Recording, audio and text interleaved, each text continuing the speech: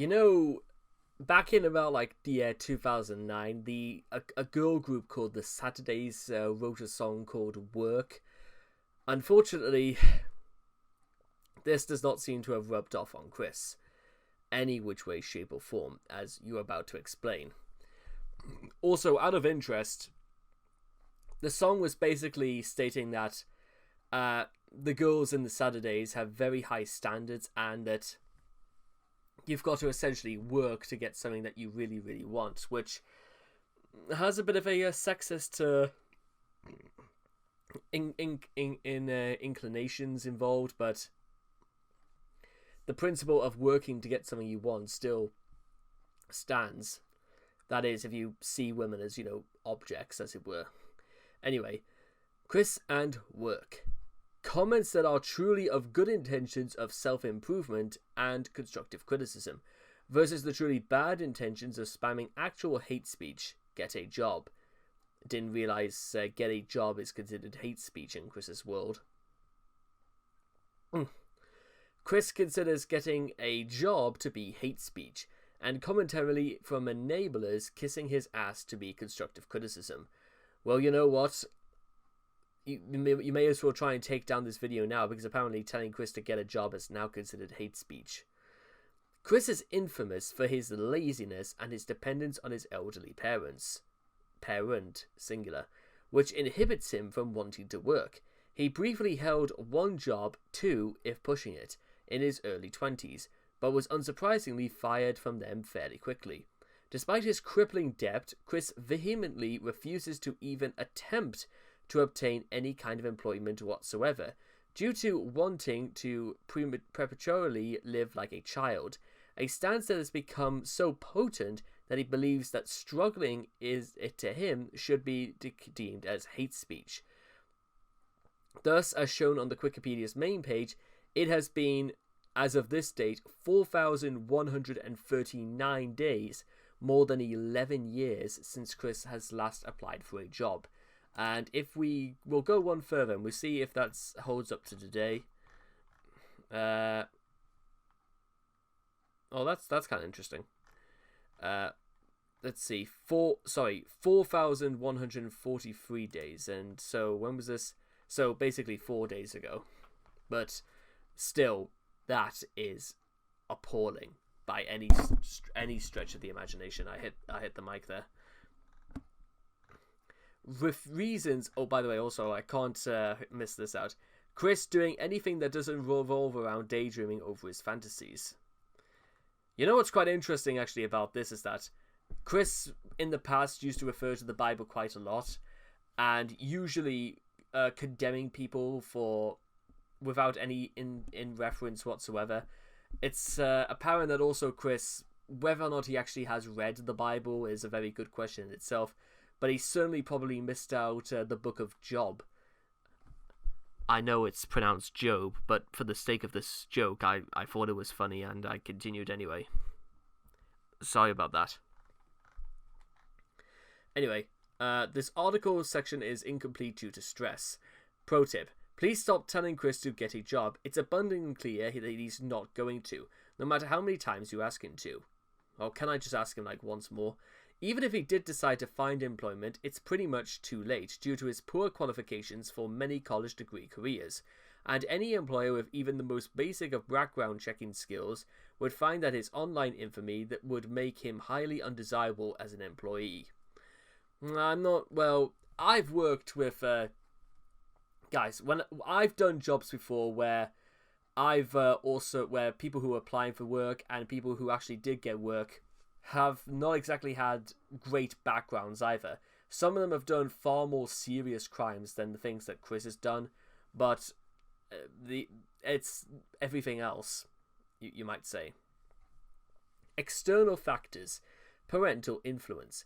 Chris's parents, but more so Bob, had encouraged him to not be employed, which I find insane. Believing that his Social Security disability insurance, his SSDI payments, is all he really needs to support himself. A belief that has ultimately proven to be false with the advent of the financial crisis. Negative experiences with workers and managers. While Chris has not lived a particularly good life unemployed, he has also had some bad experiences with the employees and managers of several of the places he frequented, which further shows some of Chris's views on what it means to be employed. The way he has treated such people provides insight into Chris's delusional ideas about the role of an employee. It is a manager's duty to take action in difficult situations, like if a customer is loitering or causing a disturbance. Two things that Chris has done many, many times in the past. Chris, however, unaware of how he should act in public places, only saw such actions as a form of discrimination, solely to keep him from doing as he pleases, whether it be soliciting a girlfriend or vandalizing merchandise or property. These views are also apparent in some of his comics, where he depicts the employees and managers that have given him a hard time as corrupt tyrants abusing their power. Chris has also had negative experiences with mall security guards. Chris's runs-in with the law have never been pleasant, and even though Chris does not exactly view workers and law enforcement in the same light, law enforcers are still technically employed by some organization, on various occasions. Chris has been shown to bolt out of a GameStop in fear when security is called, suggesting a fear of security guards, like stemming from previous experiences. Financial enablers.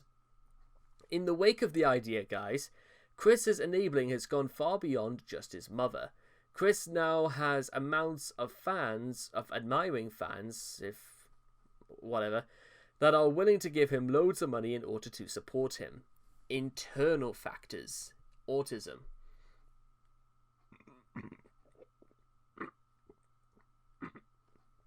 Sorry about that.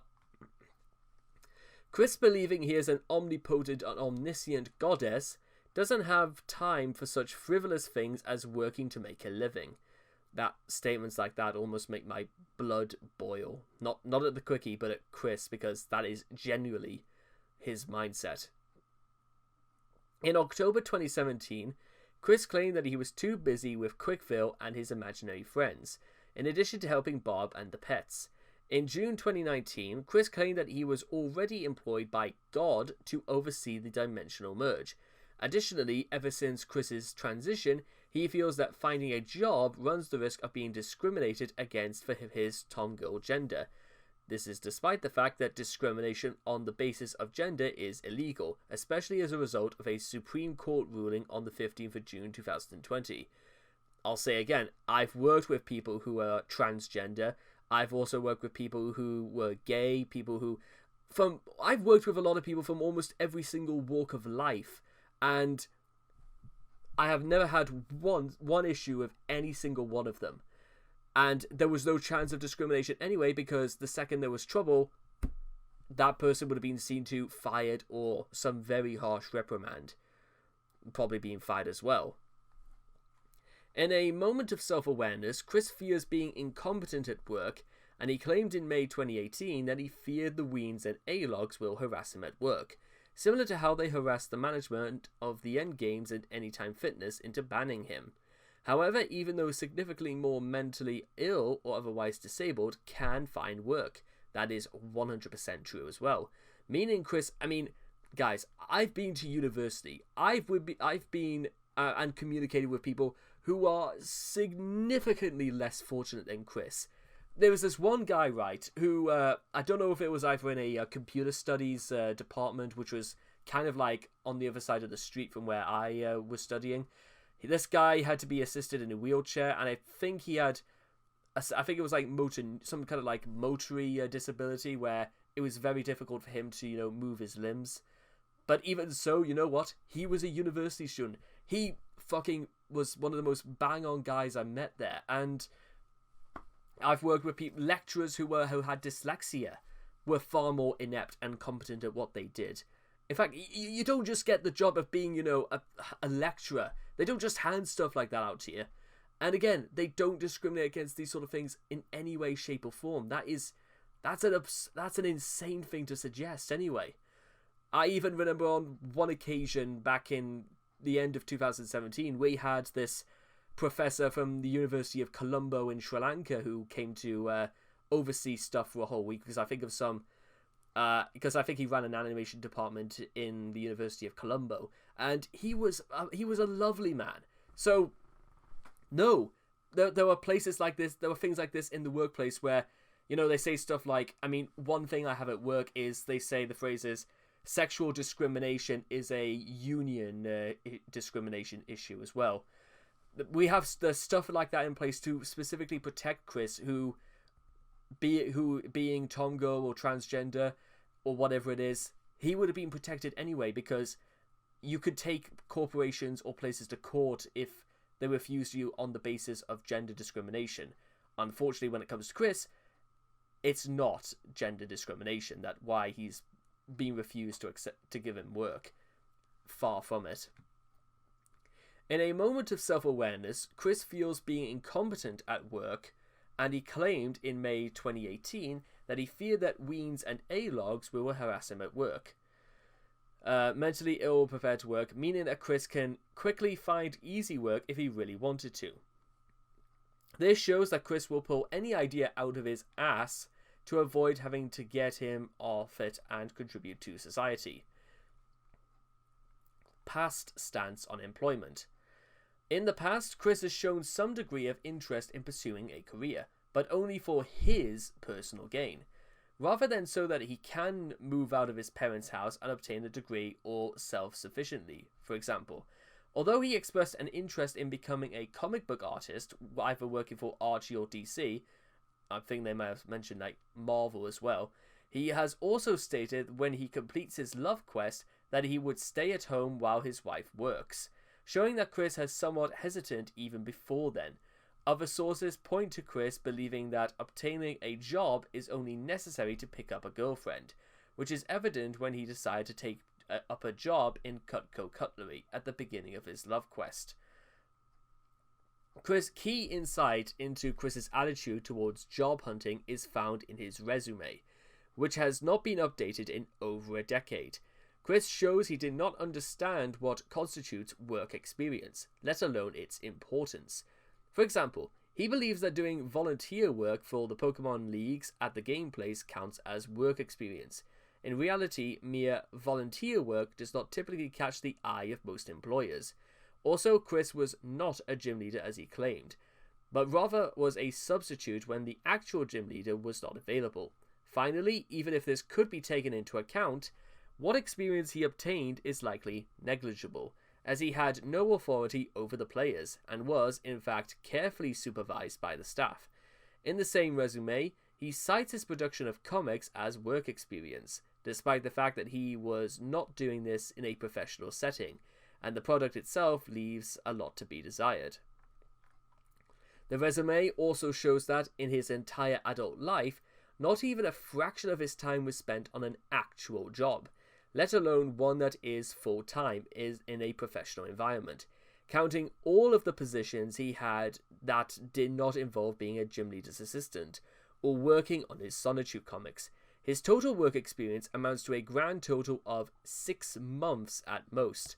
This estimate is generous because while he claimed to have worked at Wendy's for 3 months on his resume, he also claimed that he was already fired on September 11th to Casey's father. Please note that this was only across an entire 2-year gap between working each of the 2 positions he held. I'm going to... Actually, you know what? I won't come back to this later. I'm going to mention this right now. You know what? 3 months of... he claimed to have worked at, at Wendy's, and 6 months of work experience, of, quote-unquote, what do they call this again? Like, volunteer work. So, not counting volunteer work because he didn't get paid for it. He spent 3 months, basically, in work. Ladies and gentlemen, I'm going to disclose to you right now... Well, actually, you know what? I'll wait. But 3 months, and people have said it's something like 6 months. But if it is, well, I've got some news I want to share to you guys when we get to the end of this. List of jobs in Dimension 1218. Wendy's.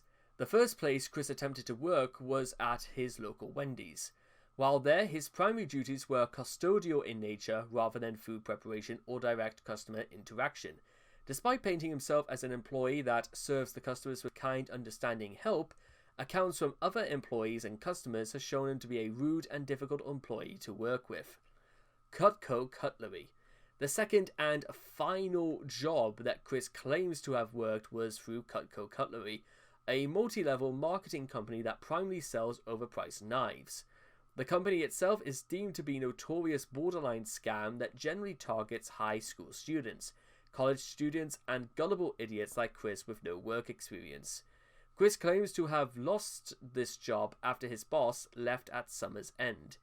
Chris had obtained this job during the beginning of his love quest, which also showcases that Chris believed getting a job is only for people who want to have a girlfriend, even believing that having the job just magically improved his social skills. This job alone, believe it or not, was what made him into the person himself to be a natural salesperson. After this job, Chris would go out of his way to produce his attraction signs. Other employers. Besides Wendy's and Cutco, Chris has attempted to apply for a handful of other jobs to no avail, and has also held positions he believed signified employment, but was actually mere community service. And that's it. That's all the work Chris has ever done in his life. 3 months, he called it at Wendy's, and goodness knows how long at Cutco. When did he say it started again? Never mind. But current stance on employment. Oh, here we go. Therefore, for all of you haterade chugging get a job spouters out there, I suggest you shut up and enjoy your ability to settle in a cozy office or wherever. First off, shouldn't Chris, get banned because, this constitutes hate speech as well, so he can't use the phrase either. For the rest of us, the worlds and the dimensions are our offices, but we are doing our best so we can reach our respective fated destined promotions, but I digress. Chris claiming he's already employed in an alternate dimension, whatever that means. Or how come, this doesn't display Chris being any richer or any more successful. Considering how trolls, weens, enablers, and quite frankly, Chris himself has completely managed to destroy his background check over the years, it is little wonder why he has lost any hope of obtaining a job. Chris even stated he was fully aware of this in a Facebook post he made on the 3rd of April 2017. In the same post, however, he also claims that he would still refuse to obtain a job anyway, even without all of the crazy shit that has happened in his life. He claims to fear the possibility of being discriminated against for being autistic, transgender, and having a lesbian soul. In the modern workforce, however, this misgiving is highly unjustified, as any kind of discrimination based on gender, disability, or sex is usually frowned upon in the workforce. Exactly. And leaves the employer liable for legal action or federal state sanctions, fines, besides the former two reasons. Chris claimed that gaining employment would be redundant, as he believes taking care of his aging parents actually counts as employment, despite not being paid for said employment. Job as a goddess. Chris now appears to believe that his true occupation at the moment is being the goddess of an alternate dimension. Thanks to the influence of the Idea Guys, Jacob Soklis, and several other influencers, in the span of 2 years after the aforementioned Facebook post, Chris would state on at least 2 occasions that he believes that the ability to support himself financially by working a job is completely useless. What planet is Chris living on?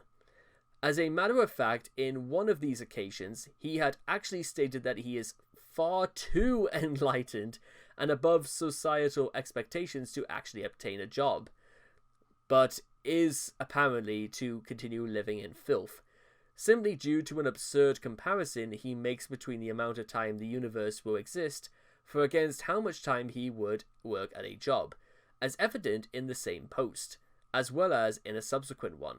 He actually believes that obtaining a job would not be mandatory. I'm sorry, what? And even goes as far as to state that the citizens of Quickville are not required to obtain a job. Well, maybe we should just count it lucky that, Quickville is only fictional anyway, and... Can Chris get a real-life job now? No, let's move on.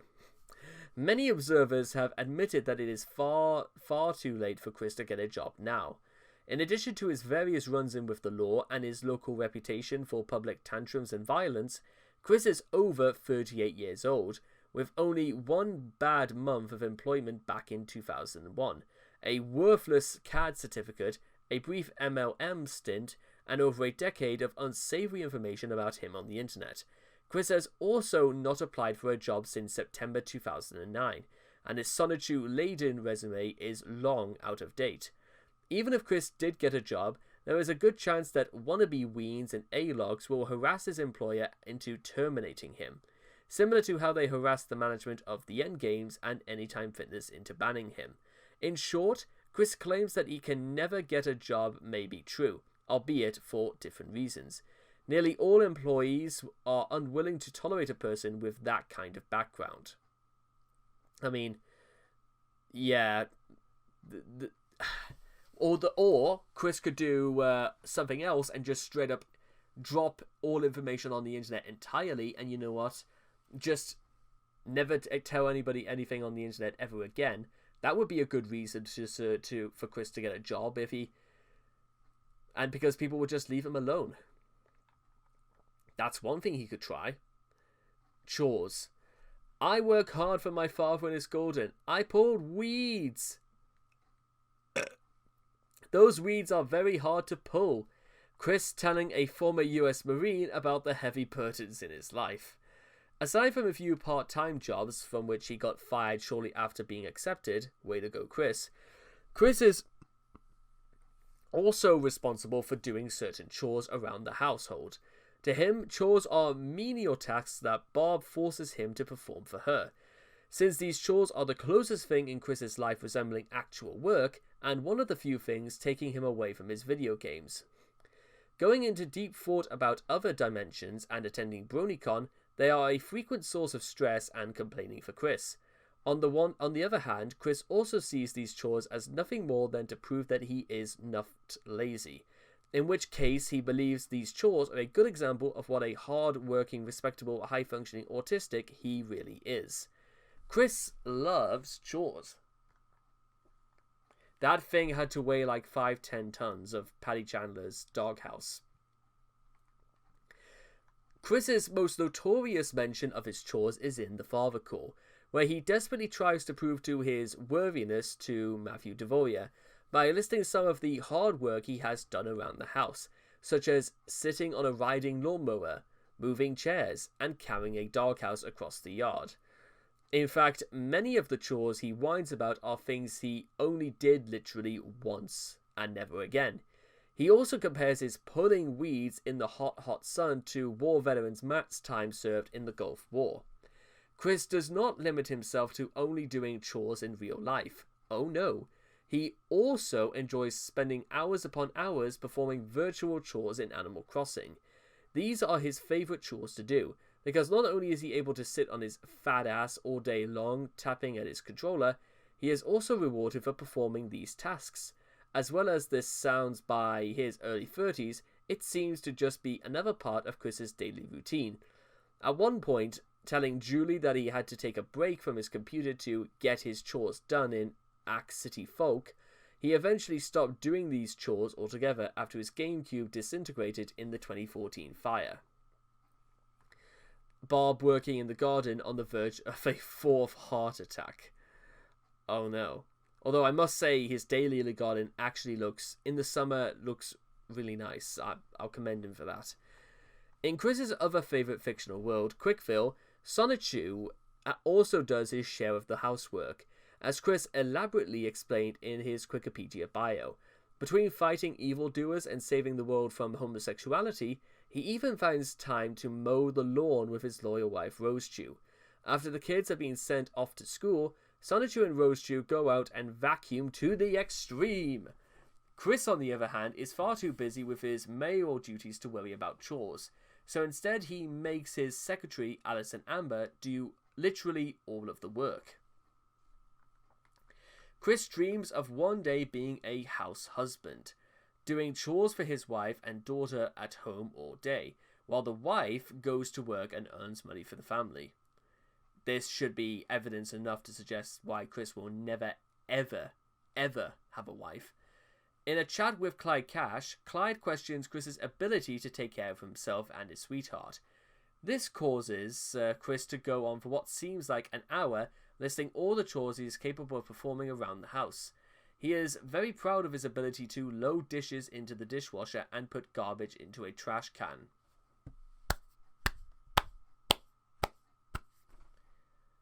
Wow. Chris reminds me of the sort of person who would say eating generally is a hard labor in itself. Despite these many difficult, stressful, backbreaking chores that Chris spends his time doing, the Chandler family's household was still a disgusting pigsty that Bob falsely believed was on the verge of being condemned by the Greene County Health Department, before it actually burned down. The fire was being exasperated by the mountains of junk held inside. In a call with Alec Benson Leary, when this conundrum is pointed out to Chris, he desperately mashed the buttons on his phone and hung up to try and get out of explaining himself. Grand. Do you also think a woman would be interested in Chris if he did something like that? No. Chris hates chores. Chris spends a lot of time trying to avoid doing what he is so proud of. Barbara constantly gets Chris to do things for her. This sometimes drags him away from his friends, love life, and other businesses. He has also hidden out at the mall for hours just so his mother's demands that he do a hefty chore wouldn't disrupt his creative genius. He also blames Barb for his house being so messy in the first place. His usual go-to excuse for the state of his house is to call her a pack rat, even having the balls to call her lazy for not cleaning anything up. Barbara apparently leaves junk lying all over the house, but Chris would rather go days without showering than figure out how to move some of Barbara's junk to another room, claiming he doesn't know what to do with any of it. Chris's parents also make him pay for the family bills, possibly as an attempt to make him feel like a real adult. Chris, of course, complains about having to give up large percentage of his tugboat for these bills. I'm going to come on to this in a second as well. He puts off paying them for as long as possible so he can use his hard-earned money for more important necessities. In one of her rare Mumble appearances, Chris lied to Barbara about paying the bills for that month, at first whining that he was being honest, but eventually gave in to the fear of being punished by his mother and admitted he did not pay all of them. But he will. Be sure to pay the remaining differences next month. I move stuff around. I take the vacuum cleaner. I vacuum. I scrub the floors with 409 and paper towels. It's really hard work. Back-breaking. Chris explains why he hasn't had time to work on his comic. In 2020, Chris said that he and Bob both do equal amounts of chores, despite Bob being aged nearly 80. I think she's 78 years old. Wow. Just wow. Indeed. So, that's technically the end of Chris and Work, but I am not finished. Ladies and gentlemen, I'm going to expand to you some honest stories from my life about my relationship with work. When I was 14 years old, I was lucky to give the opportunity to deliver papers. A paper boy, basically. And it started off with me doing just a Saturday morning shift of basically just doing one round around my village and all that. A few years later, however, I was given the opportunity to deliver papers on a daily basis. And this was just also a little bit of something extra from when I was attending university. I started basically on like the 4th or the 5th of January, and I'm still doing it to this very day. So, now you might think somebody at my age would probably want to stop doing that, but however, consider this. I get up about like 6 in the morning, and it takes me roughly about 50 minutes for the rounds I do to go around and deliver all the papers. This takes about 50 minutes, and it brings in £40 a week. Now, I know fine well you'll probably be saying is that doesn't sound like a lot. And you're right, it isn't technically the greatest sum of money in the world, but however, it's finding extra time during the day to actually do something else, to earn a little bit more money, here and there. And I've been doing this since basically late 2012. Nearly 10 years of doing that. That goes a long way, ladies and gentlemen. Trust me, it does. Because at least it shows the employer that you're committed, you've got the integrity to at least get there on time and to do the other stresses of your day, whether it was me going to university or me going to work or me revising for exams and that at school. It's what it has to be, because you know what, it's part of the job work is that if you want something you really, really want, you got to work for it. I mentioned that in basically the beginning, but it's true. There's no denying stuff like that. Meanwhile, when I left university, here's my employment history aside from doing my paper rounds in the mornings. Here is exactly it. 6 weeks during the summer of 2016, just before I went to university. When I came out of university, I went back to that same fish and chip shop for 3 months. So what we're talking about here, that's about 18 weeks. That's basically 4.5 months in total I've spent at this fish and chip shop since 2016 over the course of that time. Then I spent 7 weeks as a Christmas temporary sorter for the Royal Mail, and I got paid a much larger salary there than I did at the fish shop. It was something about like £255 a week for 40 hours of work. And I even applied vehemently, and I was almost nagging them day in, day out for me to do extra work, because it was the sort of thing I was good at, and I was able to just, because it required no real effort physically, it left me to think and, come up with all sorts of great things, and it was like freedom of mind in many ways, and I was able to earn money from it. And also, I made a bunch of great friends when I was working there. Many of them, even this guy I knew since secondary school, who I hadn't seen for years. And it was an absolute lark, and I got along with those people just fine. There was no problem. I worked with OAPs. I worked with this really big, really jolly Italian guy of 65, and they were charming, lovely people.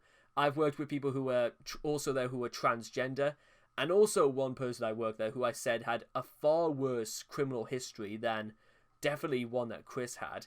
And he was canny enough in himself. I mean, he wasn't the most desirable person in the world, but he was nice, as long as you didn't hack him off or anything like that.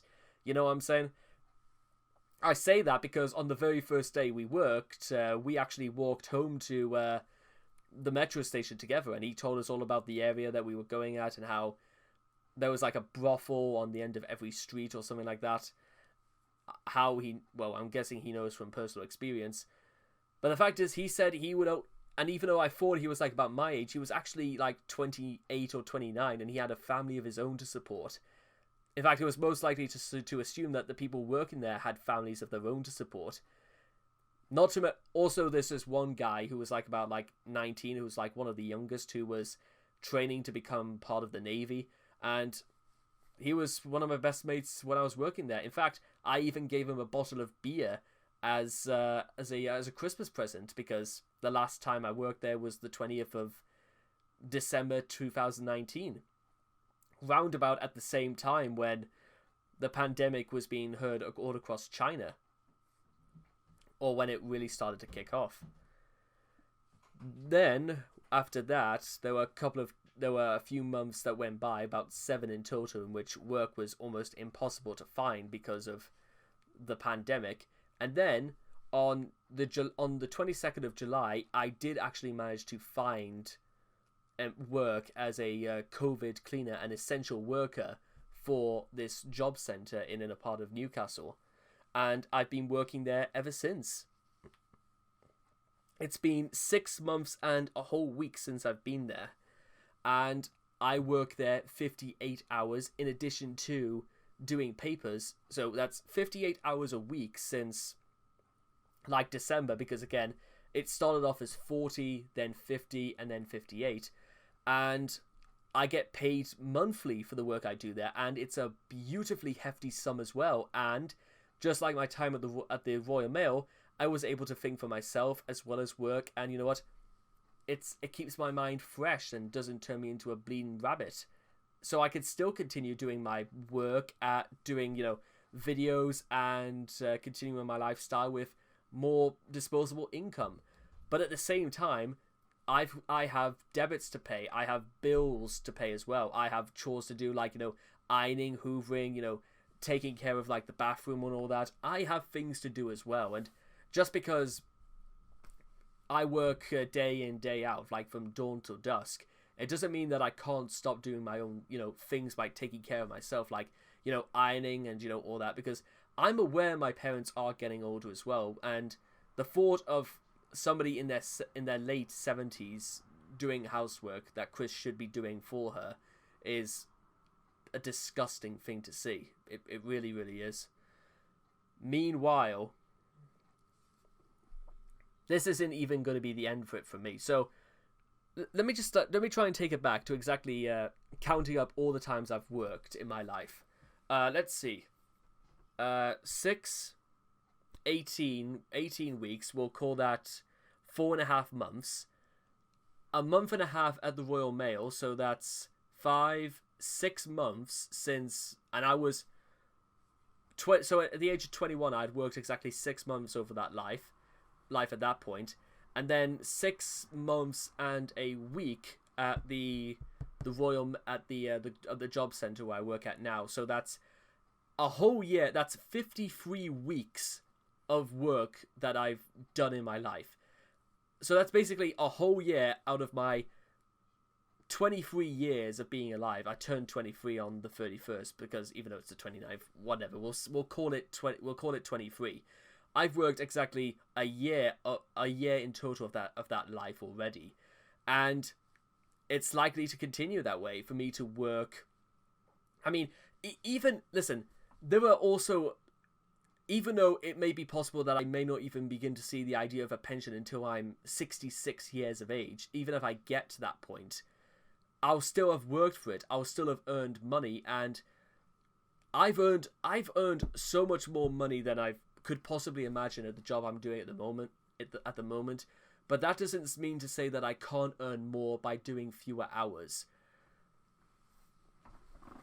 I know that for a fact, because you know what's even more interesting is that when I was considering applying for other jobs, when my time at the job center would come to an end, it was surprisingly so much easier when you're in work and you're applying for jobs elsewhere to get responses much faster. They'll see that you're in work and they'll see everything else, and you could be almost in line the next day. This even happened to me a few times as well, where I tried to look around and I got replies about a day or maybe 2 days later saying they liked my CV and they wanted me to have an interview with them. Now, of course, because we don't know what's the thing with COVID is going to be for the next couple of weeks, it will likely be that possibly my contract will continue, because it's supposed to be 3 weeks today is when my contract is supposed to end. But we've got to wait. I've got to wait and see exactly what's going to happen. But even then, it won't be nearly as difficult for me to find work after that, because you know what? I've proven myself in the worst of circumstances to be able to find work in all of this. There's no reason why, with what I can prove on my CV, that I can't just do it again. But the point is, ladies and gentlemen, is that I tried. I do my effort. I bust my arse off. And people may look at me and say that, you know what, you're only working minimum wage. You're only, you could still earn far more, and people have earned far more at people much younger than you than what you are now. But you know what? That isn't going to be the case forever. And anyway, I've got nothing to prove to those people. I've got to prove to myself that if I really want to earn a much higher salary, then I've got to work harder. I've got to take myself far more seriously. And even though I may only be a young man at 23, to me, I don't particularly feel young anymore. I feel like lines are starting to form like around my cheeks. I feel like I'm visibly getting older. So, with that being said, I've got to do something about this and do something about it fast. Fortunately, I think I know exactly what I've got to do, and it's something I've pretty much always done throughout my entire life. Just getting on with it. And in due time, ladies and gentlemen, you're going to see what that means as well. So anyway, especially if Chris is an example. So anyway, I hope you guys have enjoyed this video of Chris and work. Please make sure to leave your thoughts and comments in the comment section down below. Let me know what you guys have thought about Chris and work for yourselves. Please also make sure to also like and subscribe to get daily notifications when my videos come out. And I hope to see all of you guys again in the next video. Take care. Bye-bye for now.